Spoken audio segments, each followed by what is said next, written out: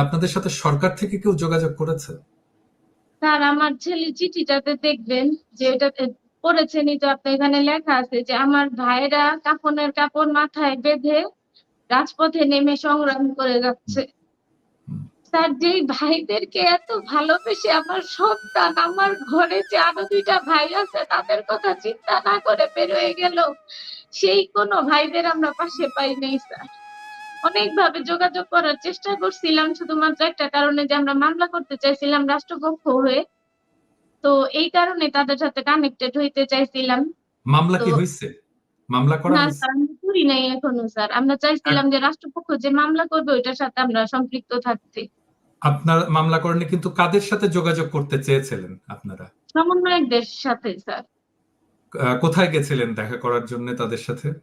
শহীদ মিনার যাওয়া হয়েছে, বিভিন্ন মানুষের মাধ্যমে তাদের সাথে রিচ করার, যোগাযোগ করার চেষ্টা করা হয়েছে, কিন্তু সম্ভব হয়ে ওঠে নাই।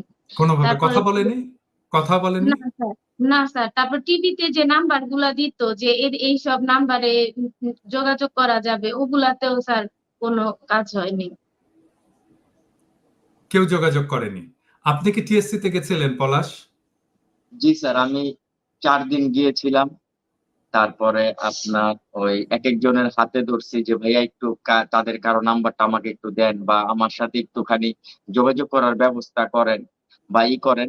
তারা আমাকে বলে যে তাদের নাম্বার নেই বা তাদের তাদের ফোন দিলে তারা নিয়মিত জনিত ধরে না, সমস্যা আছে। যে তাদের অনেক সমস্যা, এইটা সেটা নানান অজুহাত দেখায়। তো আমি কোনোভাবে তাদের সাথে যোগাযোগ করতে পারিনি। তো যখন আনন্দ মিছিলে সাজ্জিদ শহীদ মার্চ। শহীদ মার্চ, যেটা আপনার সেপ্টেম্বরের 5 তারিখ, যে হুম। সার্জিস আর হলো আপনার ওই হাসনাত আব্দুল্লাহ ছিল, তো আমি চিন্তা করলাম যে আমি তাহলে কথা বলবো, তাদের সাথে আমি কথা বলবো। তো পরে আমি ওই এক ভাইকে বললাম যে আমি একটু আনাসের ডকুমেন্টটা ওদেরকে একটু দিব, ভাইদের একটু আমাকে একটু মানে এই জিনিসটা দিব, একটু কথা একটু বলে দেন আপনি। তো তখন ওর একটা চেনের মধ্যে ছিল, সবার হাত সবাইকে ধরে রাখছে। তো মাইকে এক ছেলে ওখান থেকে বলতেছে যে কেউ চেনের মধ্যে যেন ঢুকতে না পারে। তো ওই ছেলেটা, ভাইটার নাম আমি জানি না খুব, সে আমাকে বলতেছে যে এটা আনাসের বাবা, হুম। সার্জিস তাকে বলতেছে যে এটা আনাসের বাবা। তো হুম। সে বলতেছে যে আসেন আমাদের এখানে।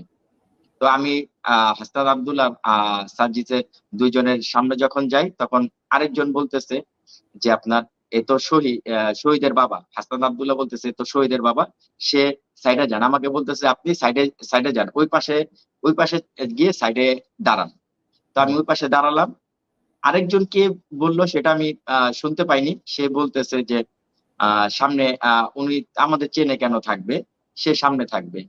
তো তখন সামনে আমাকে দিয়ে দেয়। যোগাযোগ তো করা সম্ভব। তারপরে আর আমি তাদের সামনেও যেতে পারিনি, তাদের ওই আনাসের ফুল ডকুমেন্টটা সেটাও আমি আর কি আপনার তাদের দিতে পারিনি, ডেথ সার্টিফিকেট, হাসপাতালের সবকিছু আপনার ওই এ টু জেড নিয়ে গেছিলাম, কিন্তু তাদের দিতে পারিনি। তো অনেক চেষ্টা করছি আর কি তাদের সাথে স্যার যোগাযোগ করার জন্য, কোনোভাবেই পারিনি। আমরা আম, নিশ্চয়ই সরকারকে বলবো, এবং স্পেসিফিক্যালি আমি প্রফেসর ইউনুসকে বলবো যে আপনি নিজে কথা বলবেন শহীদ পরিবারের সঙ্গে। আপনি নিজে আপনার প্রতিনিধি পাঠাবেন, এবং আনাসের চিঠিগুলো আমাদের জাতীয় সম্পদ। এই চিঠিগুলো সংরক্ষণের ব্যবস্থা করবেন। এই চিঠিগুলো যেন জাতীয় জাদুঘরে থাকে।